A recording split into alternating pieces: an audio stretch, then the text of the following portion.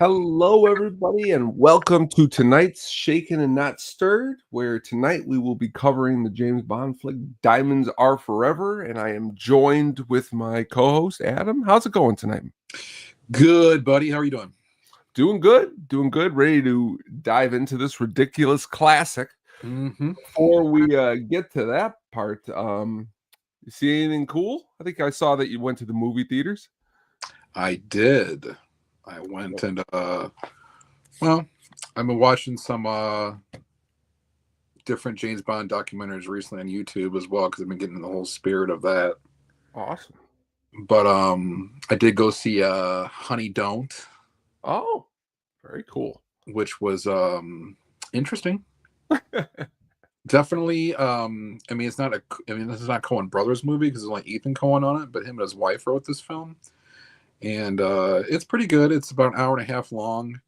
It's it's got gratuitous violence, gratuitous sexuality in it. It's got everything's gratuitous with it. But it was pretty good story. The plot kind of moves around on you a bit, and there's not a lot of resolution with it. But that's kind of how the Coen brothers roll. So, like I said, it was like Ethan Coen. I shouldn't say the Coen brothers again, but it was Ethan Coen, and it was pretty good. It was an entertaining 90-minute movie. As you know, I always wish movies were a little bit longer than that, but it served its purpose. And I think if anyone goes and sees it, we'll give it a favorable review. And it was called, what did you say? Honey Don't. Honey Don't. Yes. Right. Margaret Qualley plays a private investigator named Honey O'Donoghue, and she starts investigating into like murders that are tied into a kind of a cult-like church run by Chris Evans. Oh, I like that. I like Chris Evans. Aubrey Plaza's in it. It's Charlie Day's in it. Yeah, he plays a detective. I believe that. But he's pretty much exactly what you'd expect, as a Charlie Day detective. So it's very, like I said, it's very violent and there's some serious, themes in it, but it's pretty overall it's kind of a lighter tone to it. Cool. So it was a good movie. Definitely should if you don't go see it in the theater, I'm sure it'll be streaming soon. I like Aubrey Plaza and I like Chris Evans. He does he's really awesome. I like this movie with Michael Shannon called The Iceman. And he plays a role in that movie, and everyone thinks of him as Captain America, but just him being in this movie sounds like something different, and I'm gonna check it out. It's cool. Yeah, the first thing that I associate Chris Evans with is not another teen movie. So that's about Captain America. Even that movie is a classic. One of my favorite scenes in that movie is the spoof of when he goes downstairs and she's like drawing.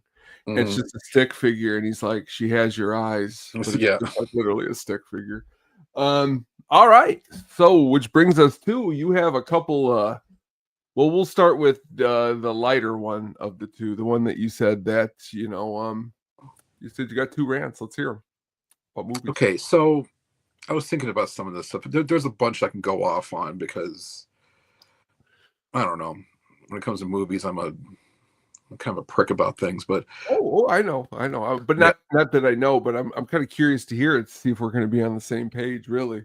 All right, my first one is, I think Top Gun Maverick 2 sucks. I didn't like that movie at all, and the reason I'm bringing that one up is like everyone I talk to, with the exception of myself, because this is why I don't know why I'm on this island, but apparently I am.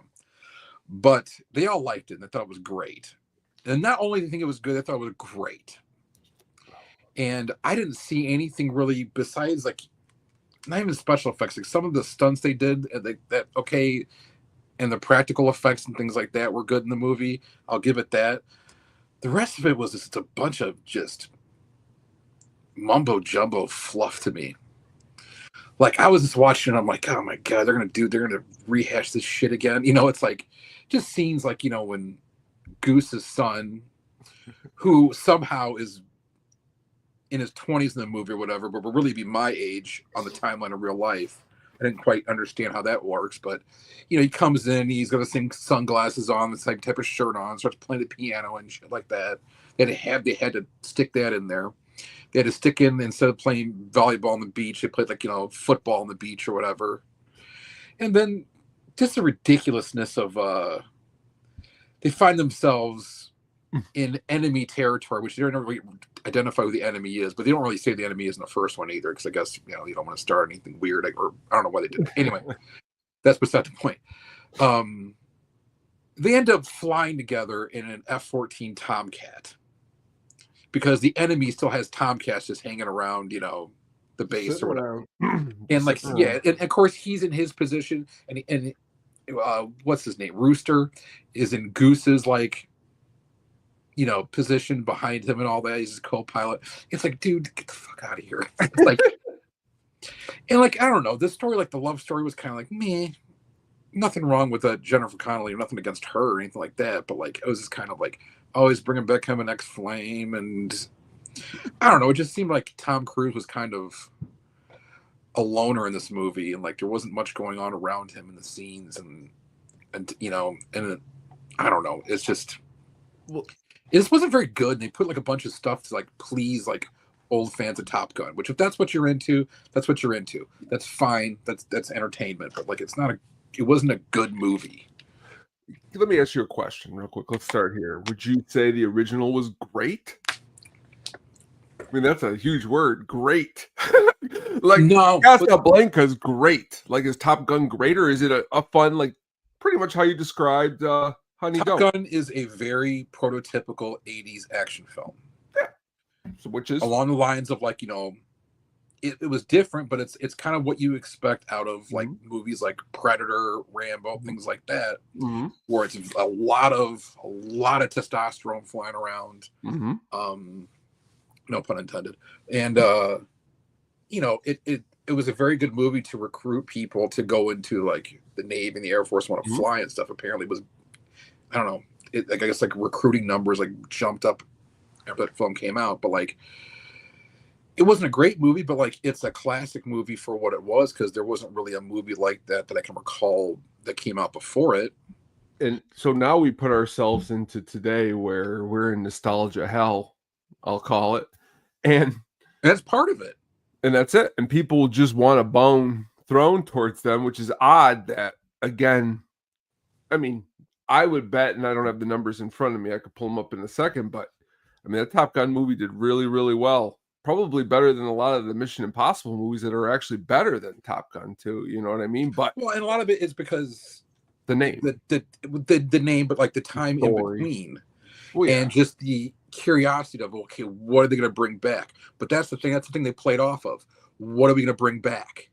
What are you going to see again? What are you going to do? It's they had to cram too much, what I always call fan fodder, in there. They film scenes just particularly to make people feel nostalgic about the first movie, rather than letting it be its own thing.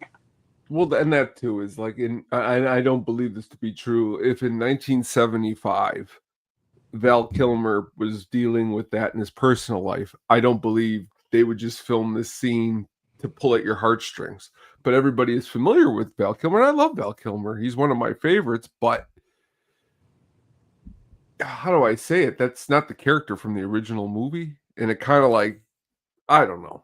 I'm aboard with you, but what are you gonna say? Yeah, it doesn't have to be the exact same character from the original movie, because obviously it's been. Well, you got one. No, I mean, I guess what I mean is you got one guy who's going to be flying around in a plane, and then you got the other guy who is well, rest in peace, you passed away. But back in the other movie, and what they wanted to do, I know what they wanted to do, and God bless them. They wanted to honor Val Kilmer, and I think that's awesome. But that's what's part of the let's bring back characters. If this was a real brand new story, and it was leaning on its laurels of not Goose's son, but just a literal new Top Gun story, I'd be all more for it, I think. But yeah, he could have been. I mean, I don't mind him being a character in the movie, Goose's son, that is, but not a pilot, not that, not where he has to fly with Maverick at the end. Well, it's just get the fuck out, man. Come on, So I mean, John Hamm's cool. I like John Hamm. He was good. But he was kind of an antagonist, but in a way. But yeah, dude, I just didn't buy it. Like I was just like no, I'm like it's.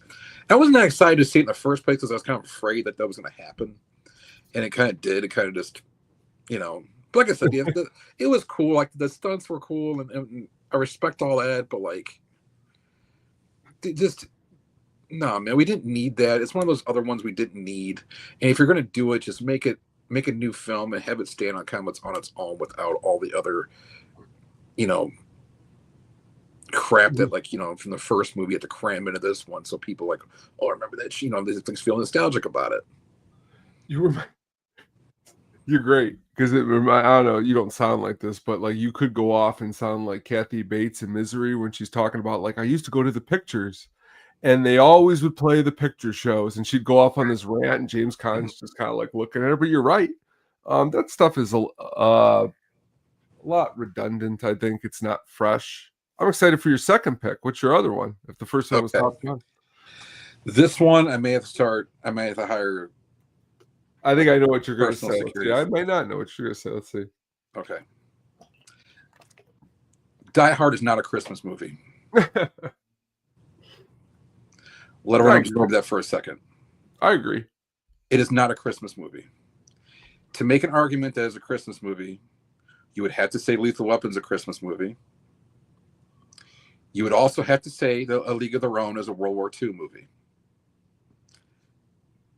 That's plain and simple right there.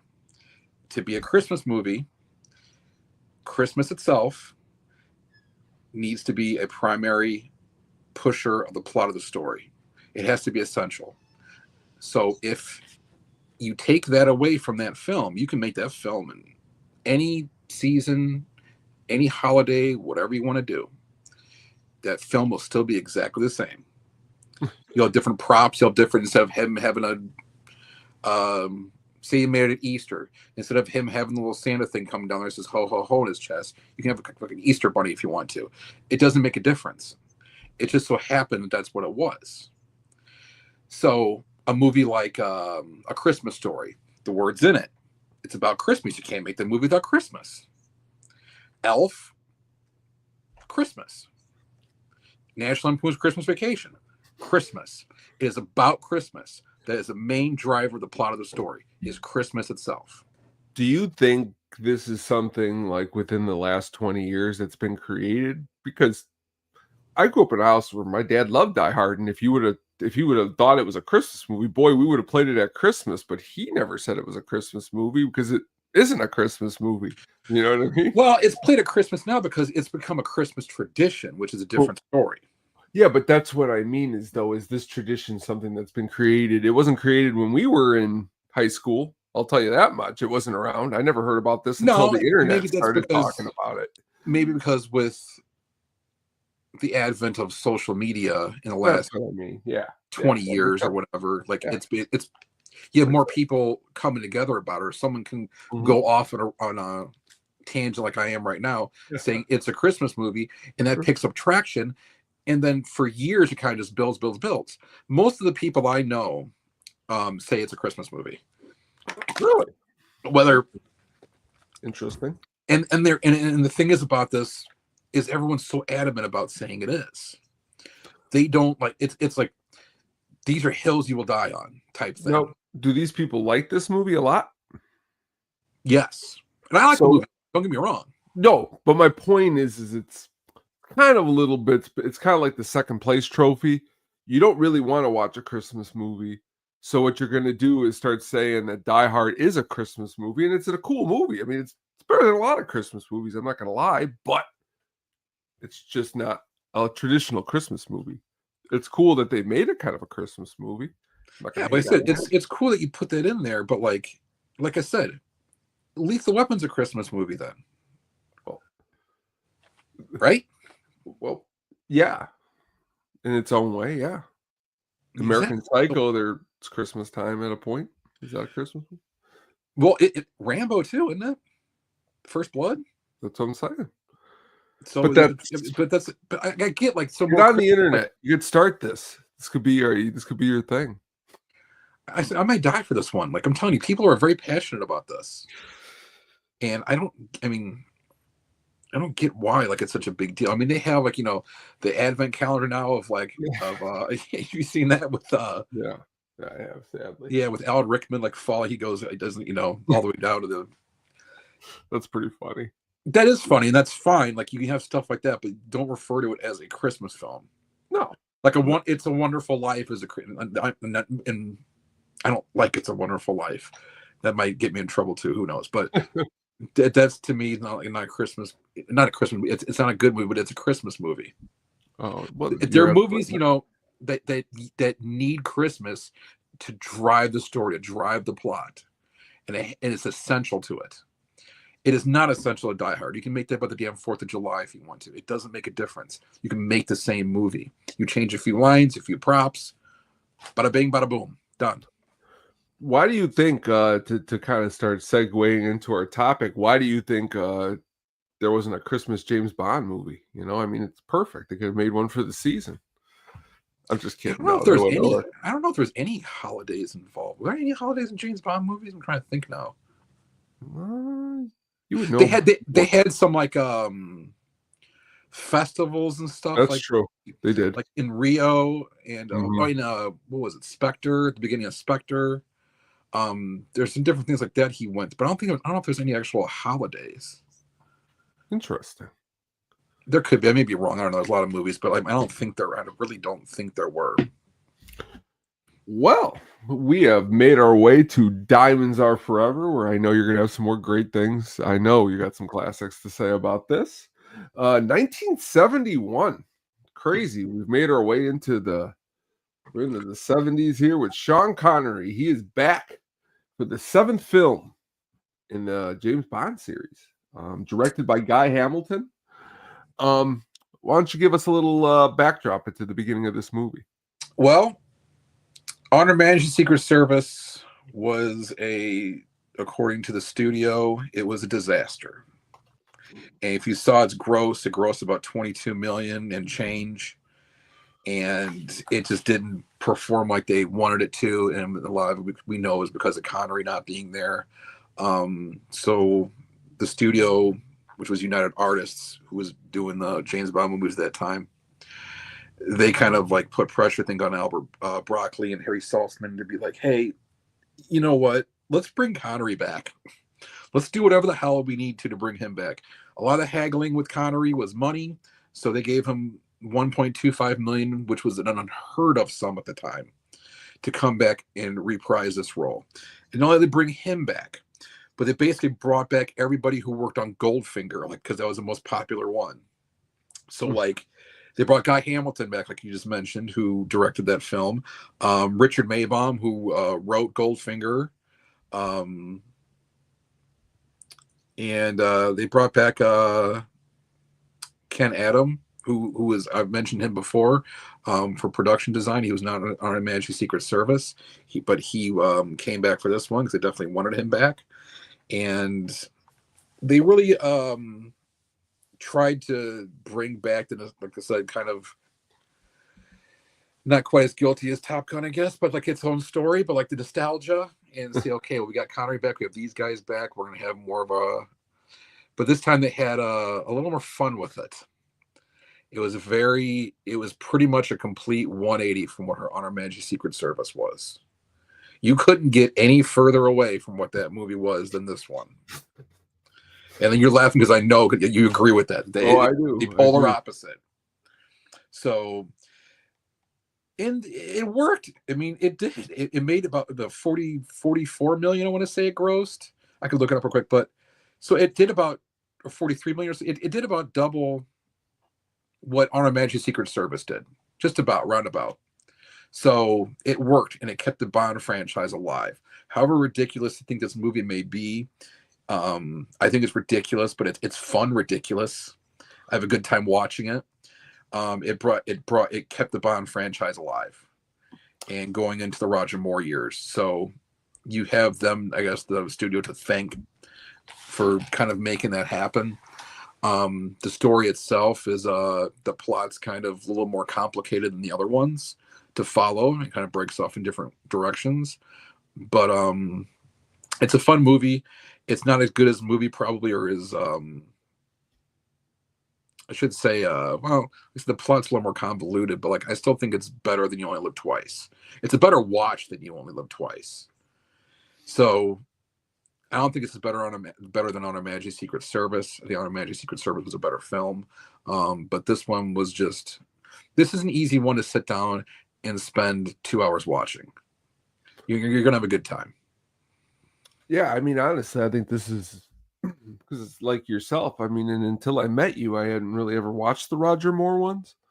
But this one is a good indication to maybe where the Roger Moore ones might start to go. Some, fun. Not to say that the other ones aren't fun. It's just a different kind of fun. Yeah, it's kind of a precursor, like you said. It sets the tone for the kind of the campiness, that direction it would kind of go in. I thought Roger Moore was just awesome for that, but Sean Connery did okay in this, and it looked like he was kind of not so much going through the motions in this one, like You Only Live Twice, but he knew he was getting a good paycheck, and so he was willing to deal with whatever, and he was cool with it. This is the first movie you can see right here. I mean, he really looked aged in this movie compared to 4 years prior, which was when You Only Live Twice. They didn't. I guess they shaved his eyebrows for all the other ones. They didn't shave his eyebrows for this one. They gave him a different hair piece. He's got a little gray on the sides. It's just they wanted to make him, I guess, look a little older, which I don't understand why, because it's supposed to take place, after On Our Majesty's Secret Service, which had a 29-year-old George Lazenby. And you go into Sean Connery, who still wasn't. He was only about 40 years old. It was about 9 years after Dr. No. So he was 41 years old when this came out, I think. Going on 65, apparently. So, yeah, it was kind of weird to see him like this. He looked totally different than the other films. Between Dr. No and You Only Live Twice, he kind of looked pretty similar. Not exactly the same, but pretty similar. But fast forward 4 years, this is what you get now. A little heavier, a little more gray. You could tell, yeah. I mean, definitely just putting the slideshows together from the last film. No knock to Connery, but he just he aged kind of, he just looks older every time in every film. You know what I mean? Like this is only 10 years away from a movie I enjoy called Outland from 1981. And he looks old, a lot older, like 20 years older than this and that. But, what I wanted to say was the plot for this movie is Bond impersonating a diamond smuggler to infiltrate a smuggling ring and covering plot by his old enemy, Ernst Stavro Blofeld. Yeah, and the weird thing is too is like there, yeah.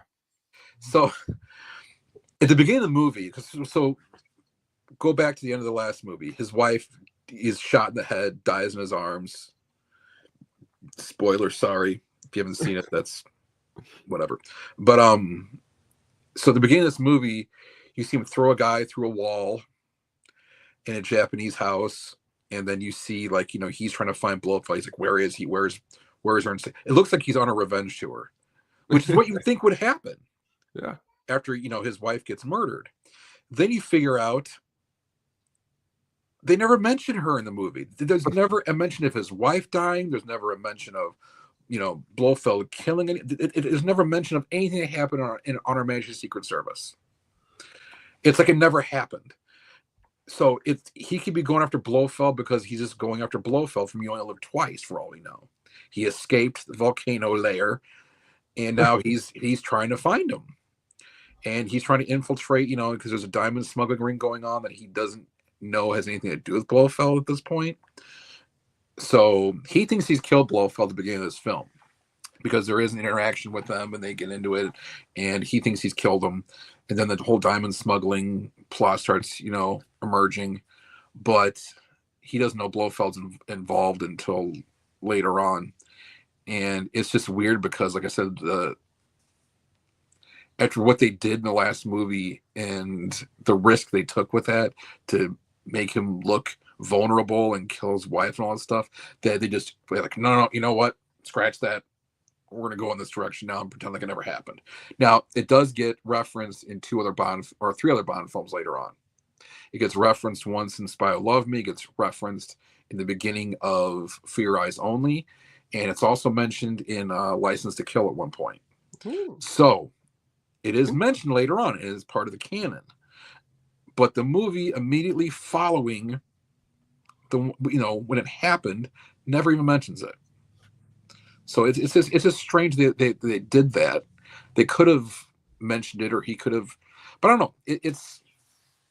I think this movie was supposed to be out before. I don't know if maybe this movie they were going to release this one before the other one, like after You Only Live Twice, and then on a major. I don't know how they're going to do it, but it's just strange. I think it's crazy, and no one can really explain it.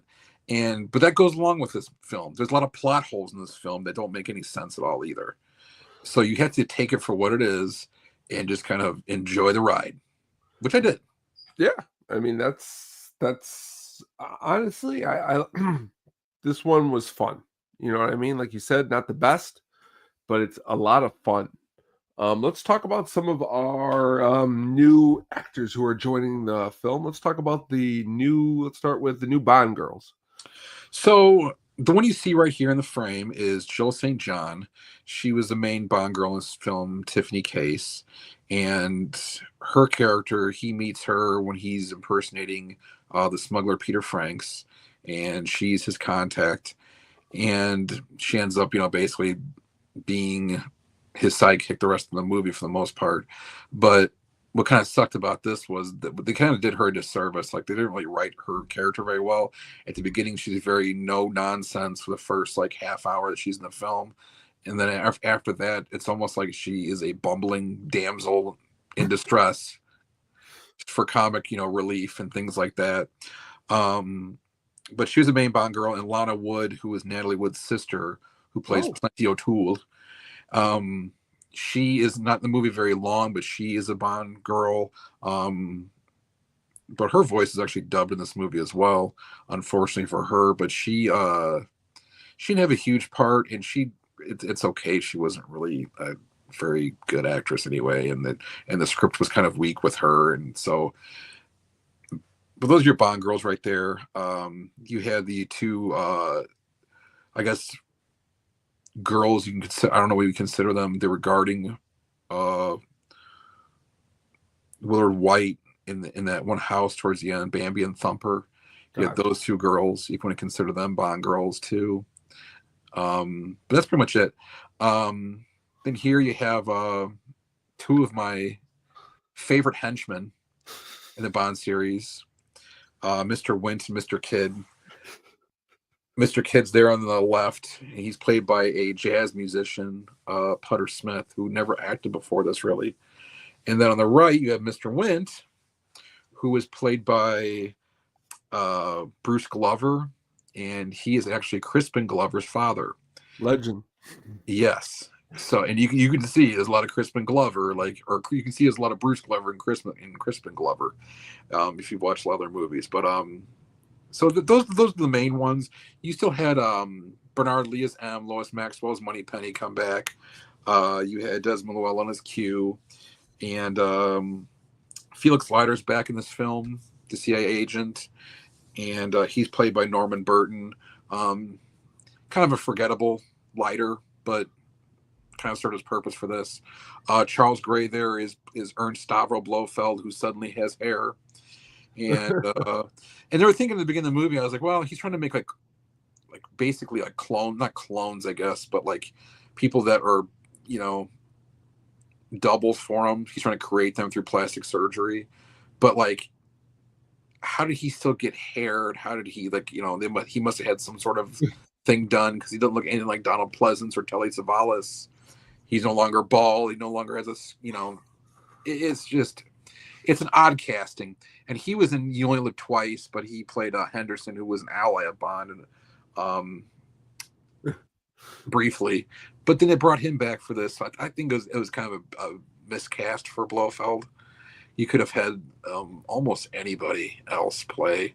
Not that anything wrong with Charles Gray in general, but like they took this Blofeld character from what you initially saw in From Russia with Love. You know, you just saw his hand petting the cat and Thunderball and things like that. Very menacing presence, even up to Donald Pleasance when you first see him, to this guy who basically uses a cigarette holder his whole time, the whole movie. And at one point in Vegas casino, he is walking around with his cat in drag when they kidnap Tiffany Case. So, I mean, that's what Blofeld has been turned into. So that's what I'm saying. This movie just like jumped the shark on that and says, you know, screw it, we're gonna do whatever the hell we want and go a different direction. So yeah, but those are your main characters in the film. The henchmen are really strong in this. I love Mr. Wint, Mr. Kidd. They're kind of trying to kill everybody involved in it that have anything to do with the diamond smuggling racket. And but other than that, the Bond girls, I'm not a big Jill St. John guy. She was fine, but like I said, that the writing really didn't do her any justice at all. So, and Lana Woods is kind of there for a little bit. And they never, and there's another plot hole. They never explain like kind of how she appears at Tiffany Case's house and she's dead in the pool. Why the hell was she at Tiffany Case's house? She didn't even know Tiffany Case. It's like there was a part they must have deleted showing how she got there, and then and the people that were trying to probably kill Tiffany Case thought she was Tiffany Case and killed her instead. But they never explained that. It's kind of like, well, she's dead. Bond's sitting there chilling with the dead girl in the pool. And Jill St. John shows up, and he's like, "Yeah, chick's dead," because you know it's just weird, man. But like, it was just, I was like, "All right, well, let's move on from Lana Wood." What did you think of the soundtrack on this one? It was okay. It wasn't as good as like On Her Majesty's Secret Service, So You Only Live Twice. It's probably weaker than most of the Connery films from Goldfinger on. But like, you know, it was just as good as From Russia with Love. And Dr. No didn't really have its own theme because it just used a James Bond theme, but and a stupid Mango Tree song. But they did, and that's another thing. They brought Shirley Bassey back to do this theme, who also did Goldfinger as a part of the Goldfinger Resurrection. So, but it was fine. I've heard worse. We'll talk about worse, but I've also heard better. So, what'd you think of it? Again, you know, there's better. It's cool that they were able to bring back Shirley. How do you pronounce her last name? Bassey. Bassey. And doesn't she also do the Moonraker soundtrack too? She does. That's pretty cool. And that was a really cool song. I thought it was a really good theme. And so she's the only person to do multiple Bond themes. So, and she did not only 2 of them, she did 3 of them. It's pretty damn impressive. Yeah, you got to give her that. That is really, really cool. Yeah, but so you say to yourself then, by the time the film is wrapping up, are you saying to yourself, we may be time to move on from Sean Connery again? What do you think? Well, Connery, I think, was just going to do this film, and that was it anyway. I mean, they probably would have had to even pay him more to come back again, but it was kind of weird. Like the way they aged him, you'd think they tried to keep him as young as possible and be as close to what he was as possible, but kind of maybe he just didn't give a shit, man. He was like, no, I'm just doing this. Like, you obviously can tell, like, see, he put on a little bit of weight. He didn't quite care as much, but he did have a better time in this film than he did on You Only Live Twice. It wasn't, the relationships with him, the producers, weren't nearly as contentious, but 1.25 million at that time will do that for you. So he was willing to put up with a lot more. But, you know, like I said, the script itself, I don't think he really cared about it as much as he did in the previous films. When the previous films, he would offer some creative ideas. I don't think he had anything to do with this at all. I think it was all this, you know, hey, we'll ask Richard Maybaum from Goldfinger to write this. And actually, another guy who, Ken Mankiewicz, was the other guy who wrote the screenplay for this, and he's part of the whole Mankiewicz family. His uncle, Herman Mankiewicz, is the one that wrote Citizen Kane. And I think it's either his nephew is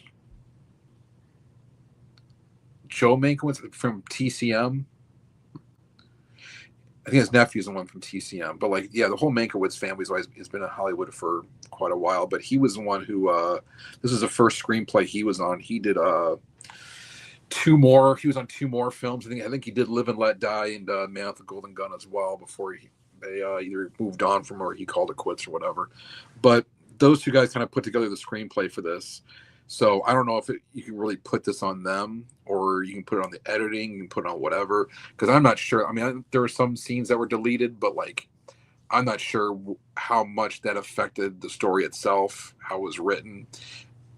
If honestly, the whole thing with the diamond smuggling is because Blofeld wants to get those diamonds to create a space laser where, and the effects of the laser being used are pretty bad too, even for 1971, like melting the nuclear missiles and the submarine and all that stuff. The effects were poor, but they didn't have much of a budget for that considering they were paying Connery so much, so it didn't really matter.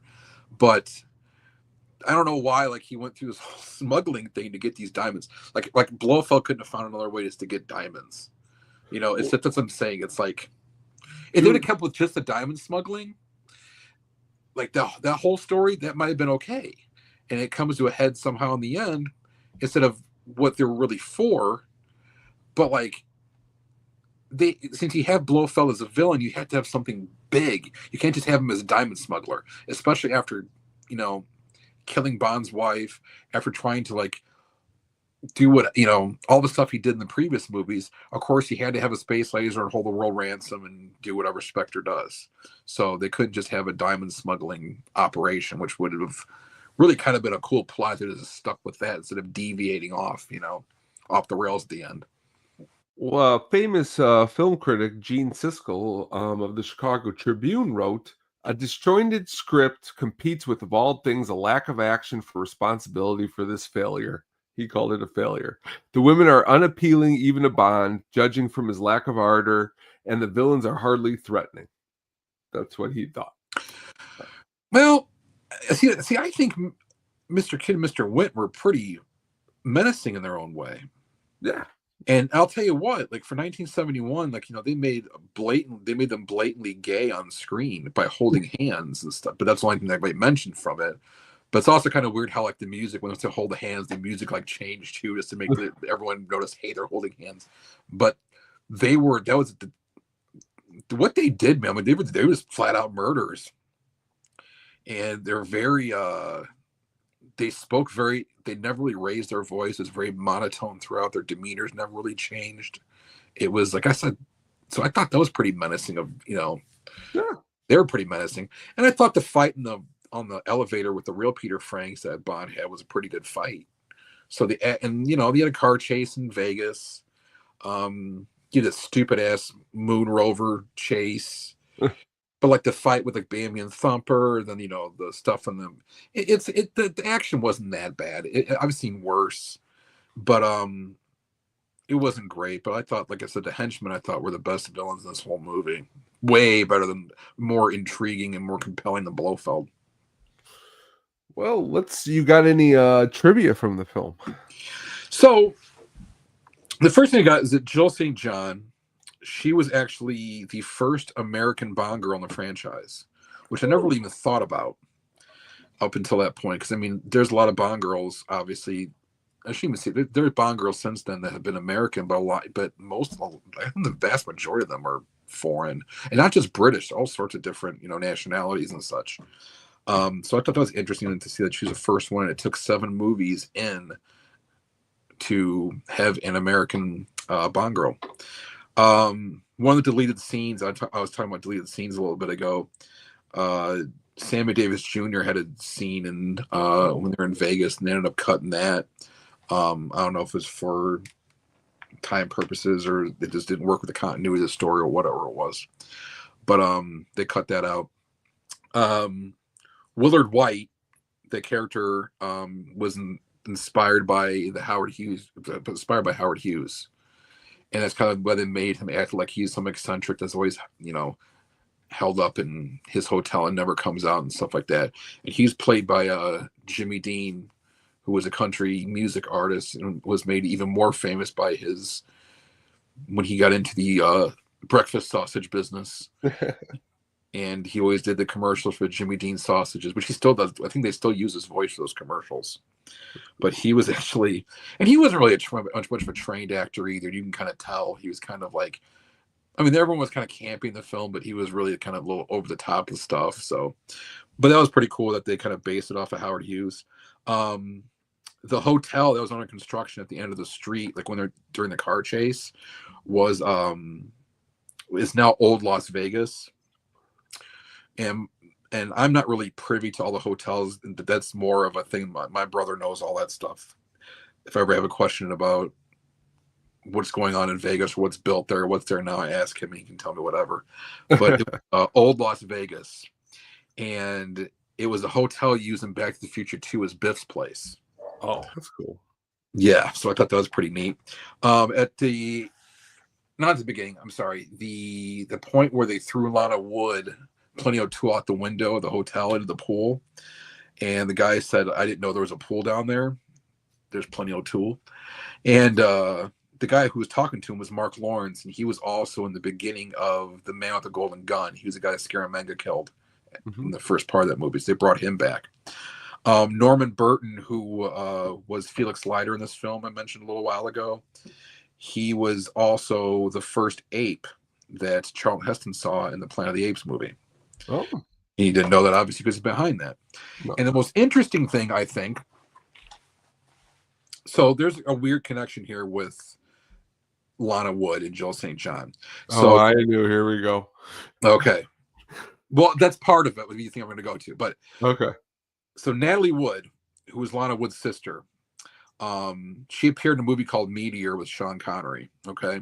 So, and then her sister, obviously 8 years prior to that, here played in a movie with Sean Connery, who also allegedly had an affair with Sean Connery during this movie when they filmed this, according to Lana Wood's book. I don't know if anyone's ever confirmed that, but according to her and Connery had an affair during this film. But anyway, so Jill St. John was in this movie with her. Now, Robert Wagner, who was married to Natalie Wood, her sister, Lana Wood's sister, and, Natalie Wood died under mysterious circumstances, we shall say, on the boat with Robert Wagner and Christopher Walken. Now, Robert Wagner is now married to Jill St. John. Crazy. Oddly enough. And they are both in this movie. So crazy. Jill St. John is in a movie with in a film with a sister of her husband's late wife. It's kind of weird. Crazy. But it's kind of weird how that shook out. But yeah, that was kind of wacky. And the fact that Connery acted with all three of these women, and then Robert Wagner, married her sister, and then Jill St. John after that. It was just weird how it all works out. I know Hollywood's kind of like connected that in a weird way, but like that's kind of just like some like weird off the wall stuff that I can't you don't see that anywhere. It's weird. What's awesome? What the coolest thing about Diamonds Are Forever is that I'm going to do a deep dive into Putter Smith. This guy seems awesome, and he's still alive. Yeah, he still does appearances, I think, or maybe I don't know if he does them anymore, but he did a few years back. Everyone says he's a real awesome guy. Yeah, he's worked as a session musician, it seems, with everyone from Beck to the Beach Boys to Sonny and Cher, Righteous Brothers. Heck of a career. Yeah, if I'm not mistaken, he's a jazz bassist. He is. That's what. Yeah, so awesome. It was. That was I'm saying. It's kind of weird though that you would like. Whose idea was it to cast him in the film? Or James Dean, not that James Dean, but Jimmy Dean. Jimmy Dean, yeah. Like it's just kind of like, and Charles Gray's. It's almost like let's just do the most off the wall shit we can and throw it at the wall and see, which is crazy. Yeah, we'll see what sticks. Because the last one, it wasn't off the wall. I mean, and it was a pretty good movie. So, but it wasn't respected back then. Like I said, everyone back then was just pissed that it wasn't Connery. Yeah. And Honor Majesty's Secret Service has grown to be appreciated as the years go on. And I've learned to appreciate that movie more as these years go on. I used to not like For Your Eyes Only that much as a Roger Moore film, but as the years have gone on, I appreciate it more. Like the Dalton movies, like The Living Daylights, I've appreciated more because I realize that they're better movies than a lot of the other ones. Because when you're young, you kind of want something like Diamonds Are Forever, and you want some campier things. And as you get older, sometimes your palate kind of matures and stuff. You're like, you start appreciating some of the stuff that are in these other films that you didn't really notice before or respect or anything. So Our Majesty's Secret Service is definitely not frowned upon anymore. There's some Bond fans that don't like it because it's the only one of its kind, really. But I mean, I like it. It's not one I would sit down and watch all the time. It's not one of those, but it's definitely good. It's definitely a better movie than Diamonds Are Forever. But Diamonds Are Forever is definitely a more fun and easier watch. I mean, by far, and it sets the tone for what you're going to see with the Roger Moore movies in the coming. So it's got it for the next 73, so the next 12 years after, basically. All right. Well, I think we have covered quite a lot on Diamonds Are Forever. Before we take off here in a second, I'm going to give you 2 clips here, Adam, okay? Okay. And sound clips. They're going to be easy ones tonight. We're going to see if you can guess the movie. Sound clip number 1. If I were the man I was 5 years ago, I'd take a flamethrower to this place. I can't hear it. I couldn't tell you. Oh, you can't hear it? Oh, you don't got speaker. Oh, never mind then. We will save it for another time. But there is one thing I want to mention before we do go, though. Go ahead, please. Between the last time we talked a couple weeks ago and tonight, Joe Karoff passed away. Mm-hmm. But I really didn't know who he was until I kind of read about it. He was the guy who created the James Bond logo. Mm-hmm. He died he died well before his time at the age of 103. Oh, that's crazy. Yeah. So lived a life. He lived a life. But not only that, he did posters for West Side Story. He did a poster for Hard Day's Night, Last Tango in Paris, Cabaret, and The Last Temptation of Christ even. That's a good poster. So yeah, so that's a pretty good a pretty good filmography for him. But yeah, he passed away. He was 103 years old, man. But he's the one that created the legendary 007 James Bond logo with the Walter PPK in the back of the 7. My co-host at the show's got a new show that he just started with Cotton called Frame for Frame. Have you ever seen any of the 2 Invasion of the Body Snatchers that they talked about? Yeah, I've seen both of them. Actually, I did watch that some of that podcast as well. Did you enjoy those movies? Both of those movies? Yeah, for different reasons. Really, yeah, I mean, the earlier one, like the later one, you can look at as a better film, but like the earlier ones, like I'm a sucker for like, especially like 50s horror B movies and stuff. Oh yeah. So those to me are like really enjoyable, but it's kind of like the second one is obviously the second one's more popular in the pop culture, I would say, and you had bigger actors in it. But I definitely did enjoy both of them. There's not many horror movies in the 50s are going to stick in front of me that I'm not going to like. I don't care how low budget, whatever they are, it puts me in a mood, man. 2 movies. You ever hear of these 2 movies before? The Crawling Eye or Fiend Without a Face? The Crawling Eye, yes, I heard of. Have not seen it. I have not heard of Fiend Without a Face. 1950. I heard with Eyes Without a Face, but like I never heard of Fiend Without a Face. It's on it's pretty cool. It's got not that it means anything that the movie's good, but it's got a Criterion Collection release on that one. But okay. cool 1950s, early 60s sci-fi, But thank you so much, my man, for joining me tonight. Please tune in to this Friday at 8 p.m. 7:15 p.m. We are going to be going live for our 100th episode. We have a plethora of awesome guests coming on to share movies that they enjoy, and a lot of people might not. And I don't want to give any of those away, but they're going to be really good. So please, and then at the end, we're going to have the not at the show, the It's Getting Drafty in Here host is going to come on, Brian, and we're going to talk the soundtrack pick of the week. So please tune in Friday. It's going to be awesome. Tune into last week's Hook Up on Music if you have not. It was a really great episode with Mike. Honestly, we did a 5 and 5 playlist. It was fun. He sent a lot of cool stuff my way that I'm still spinning. So that's good. And we got more of those coming our way, along with maybe a new episode tomorrow. We'll see how the day goes. So, Adam, thank you so much for joining me again. You bet, man. In 2 weeks, we will be back with one of my favorite James Bond soundtrack songs, Live and Let Die. So we will see you soon. Everyone, have a good week. Take care, and go watch Diamonds Are Forever and have some laughs. Good night. Good night.